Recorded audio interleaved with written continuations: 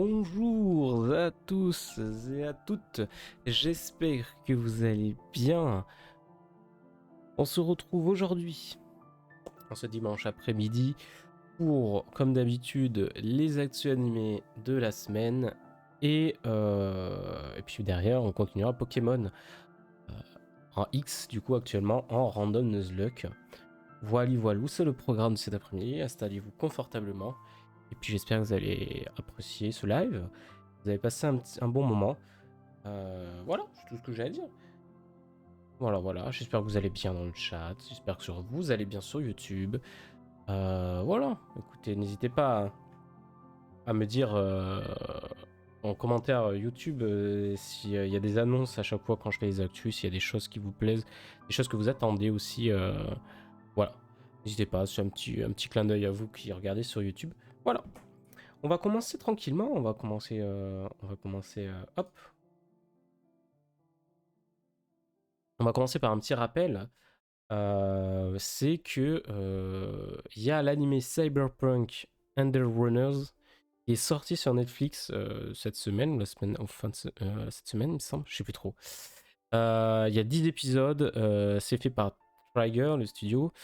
Et a priori, c'est une masterclass. Je dis a priori parce que je l'ai pas encore vu. Faut déjà, j'essaie de finir déjà la partie 2 de Jojo, Star Ocean. Et après, je me mettrai Cyberpunk, mais a priori, j'ai vu des extraits et tout, ça a l'air assez quali au niveau de l'animation, ça a l'air... tout, j'en entends beaucoup de bien, donc je vous en reparlerai quand je l'aurai vu, mais effectivement, ça a l'air d'être un gros truc assez cool et assez bien réalisé. Donc Cyberpunk, c'est dans l'univers du jeu vidéo. Cyberpunk qui est sorti, qui est lui-même fait sur le jeu de plateau. Enfin, le jeu de plateau, sur le jeu de rôle. Et voilà. Donc, écoutez, ma foi, ça a l'air très quali. Le studio Trigger qui est un très bon studio, donc voilà, pas à tortiller. Je regarderai ça, mais si vous aimez en plus l'univers cyberpunk et tout, ça peut vous plaire. Donc voilà, petit rappel. Et c'est sorti. Les 10 épisodes, ils sont tous disponibles. Ensuite, on a le jeu One Piece Odyssey qui sortira le 13 janvier 2023 sur PlayStation, Xbox et PC.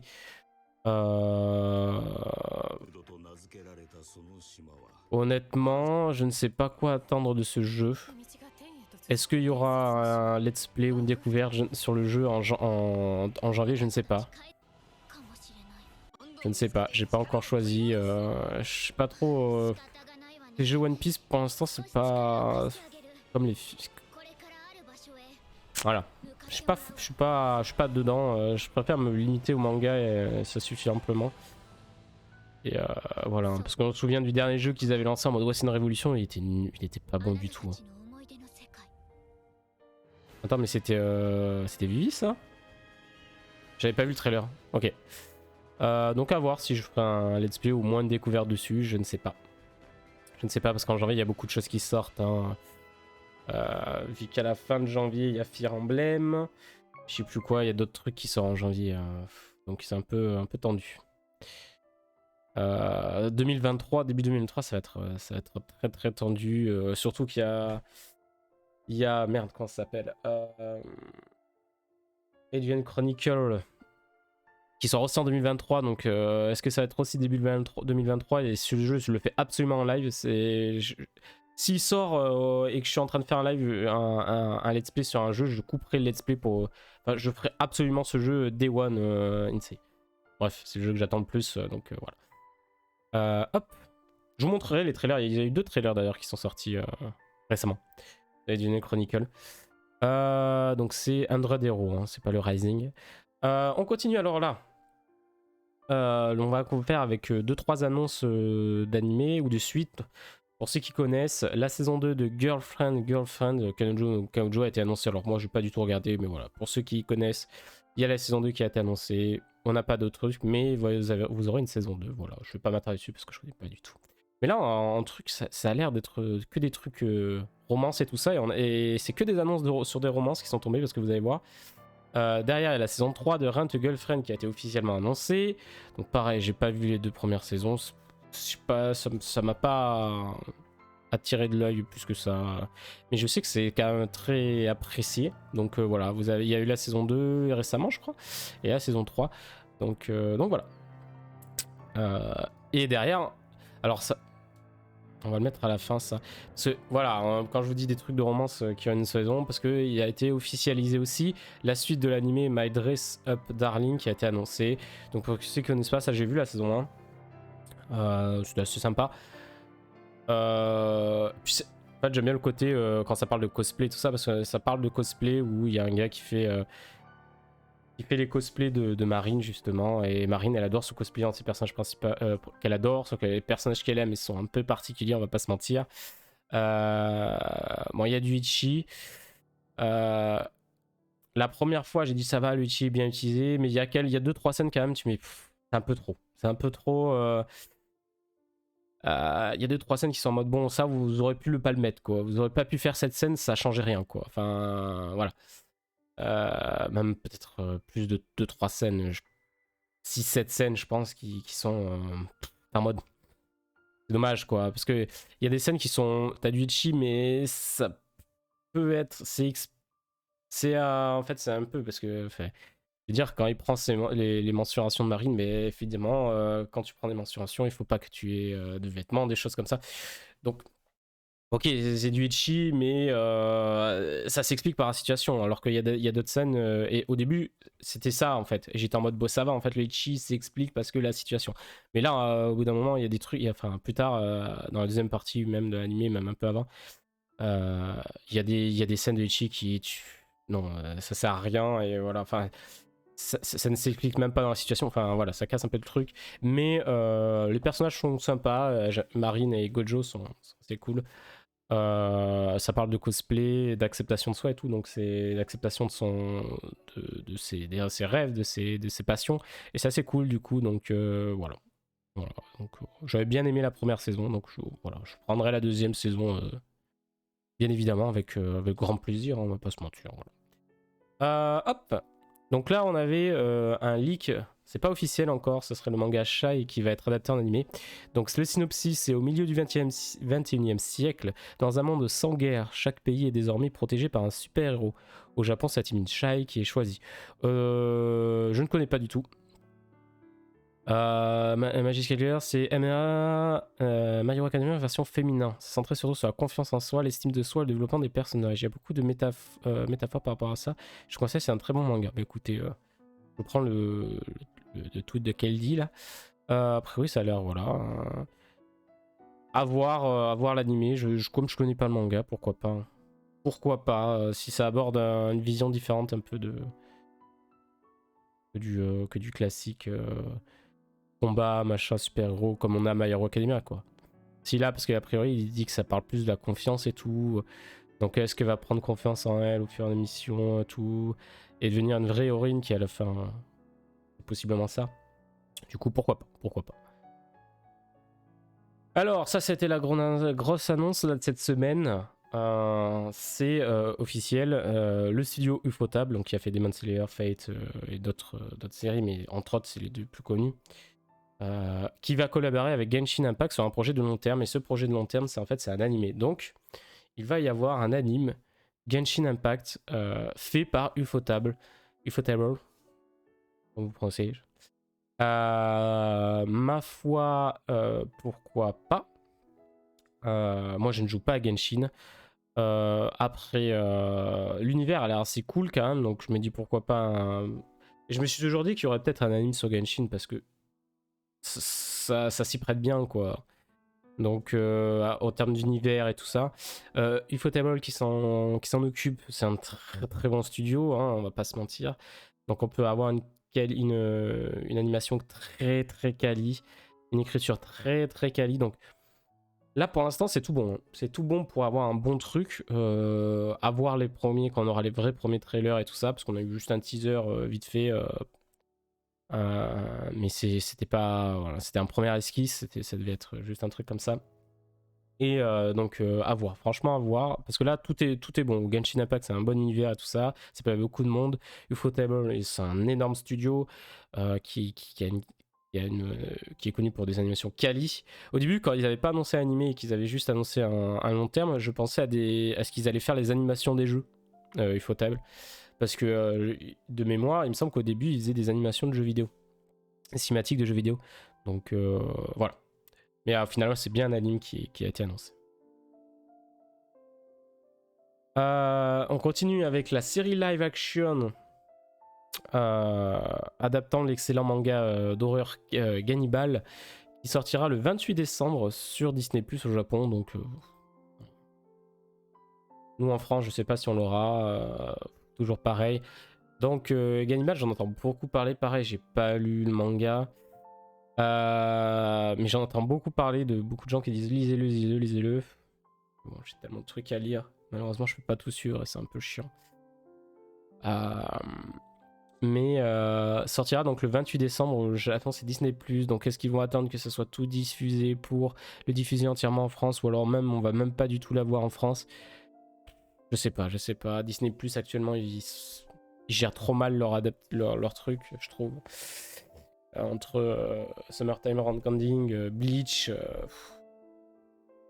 enfin, voilà, tout ce qui est d'adaptation d'animé, de manga, pour l'instant c'est pas ouf. Donc voilà, à voir. J'espère que pour les fans vous l'aurez en France. S'il sort en France, moi je le regarderai peut-être. Donc voilà. Il n'y a pas beaucoup de shots cette semaine en vrai à se mettre sous la dent. Honnêtement, ça a été un petit peu plat. Hein. On continue avec le Valalian The Black Iron de la grosse baston arrive. Donc c'est le nouveau manga de Matsubara Tsuchimitsu. C'est l'auteur de Rikudo, le manga de boxe. Donc c'est son nouveau manga qui va être licencié chez nous. C'est actuellement en cours de parution et en débuté en 2020. Il n'y a que 4 tomes au Japon. Voilà. Donc le synopsis, au XIIIe siècle, le Japon échappe de justesse à l'invasion mongole, en partie grâce au talent de samouraï de Tetsujiro Soma. Sa puissance est telle qu'elle est crainte même de ses alliés. Mais ses égaux ne lui attirent ni reconnaissance ni richesse. Une fois la menace repoussée, le guerrier maudit est renvoyé dans son domaine. Seul son fils, le fragile Takemaru, lui porte bonheur et amour. Un jour, alors que Tetsuro brave de nouveau la faim pour offrir son repas à l'enfant, il ferme les yeux et se retrouve seul et désarmé dans une forêt inconnue. Pire, il est soudainement attaqué par les légionnaires romains assoiffés de sang. Il est sauvé de justesse par Hirst, une jeune fille ailée qui se présente comme sa Valkyrie attitrée. C'est elle qui l'a amené ici au Valhalla pour retrouver son fils. Tejiro doit aider la créature dans sa révolte contre les forces qui dominent cette terre, envahie de guerriers de tout temps et de tout lieu. Ouais, tout à l'heure il parlait de Valkyrie Apocalypse, c'était un peu le même genre. Hein. J'ai lu les premiers chapitres. J'avais lu les premiers chapitres à l'époque quand c'était sorti. C'est genre, ouais, il est invoqué, ouais, voilà, là, il doit se battre contre plein de gens, plein d'armées, de héros venus de différentes contrées, différentes époques même.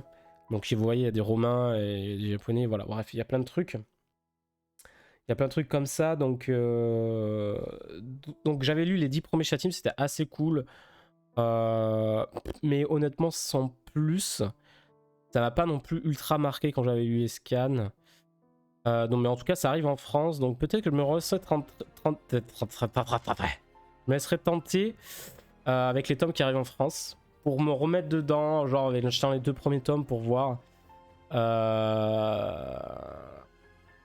Donc voilà, un truc. Mais c'est vrai que ça rappelle un peu, maintenant qu'ils le disent, Valkyrie Apocalypse, où t'as des héros d'un peu de tous les univers là, qui s'affrontent contre des dieux. Mais là, c'est pas contre des dieux pour l'instant. Donc à voir. À voir, ce sera Kiwoon du coup qui l'a licencié en France chez nous. Donc, et ça arrive, on a dit. On n'a pas de date en France. Les ratés. Date du premier tome, le 2 février. Ah ouais, ouais, il annonce vachement tôt. Hein. Le 2 février, en 5 mois.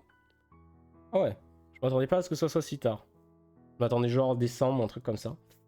Ok, pourquoi pas. Hein. Pourquoi pas. Je me laisserais peut-être tenter, parce que comme il y a que... Ouais, j'aurais bien aimé qu'il y ait 2 tomes au moins de sortie pour me relancer dedans. Là, il les sort que le tome 1. En même temps, il n'y a que 4 tomes au Japon, donc s'il sortait 2 tomes d'un coup, ça aurait fait un peu trop. Il n'y aurait pas beaucoup de marge. Ouais, bah écoutez, je verrai ça, je verrai ça. Si je me laisse tenter par le tome 1 dès que ça sortit, ou j'attends qu'il y ait les deux premiers tomes, je verrai. Honnêtement, je verrai ça. Je vous en reparlerai si je l'achète, bien évidemment, comme tout. Si je me remets à la lecture. Mais, ok, bah écoutez, ça fait un manga de plus en France. C'est un bon... En vrai, j'avais bien kiffé les premiers chapitres. Mais de là à me souvenir de vraiment ce qui s'était passé, non, ça m'a même pas marqué à ce point. Donc, à voir, écoutez. Je sais pas ce que vous en pensez dans tout ça, mais en fait, la plus grosse annonce, c'était vraiment l'annonce de l'anime Genshin Impact, hein, bien évidemment, qui a fait beaucoup parler. Qui a été l'annonce de cette semaine. Pas un gros studio et tout, donc ça c'est vraiment le truc en plus, quoi. Vraiment le truc à noter cette semaine. Bon voilà, c'était les actus animés de la semaine. Il n'y avait pas grand chose en vrai, hein. Il n'y avait pas grand chose à se mettre sous la dent. Je regarde vite fait s'il n'y a pas un petit truc qui est sorti entre temps, que je prépare ça ce matin. Une annonce. Là, je viens de voir a priori un truc sur le One Piece, mais je suis pas sûr que ça soit véridique. Ça n'a pas été relayé, donc je préfère pas trop en parler. Mais a priori, ça serait un remaniement de l'animation de One Piece au niveau des auras, mais à voir. Et dans les derniers chapitres, il y a des auras de ouf à la Dragon Ball et a priori ils vont les diminuer. La Toei va les diminuer. Cette truc d'aura, mais c'est à prendre avec des pincettes parce que j'ai vu ça vite fait sur un tweet. Je sais pas si c'est vrai. J'ai vu qu'une personne en parler. Donc à voir.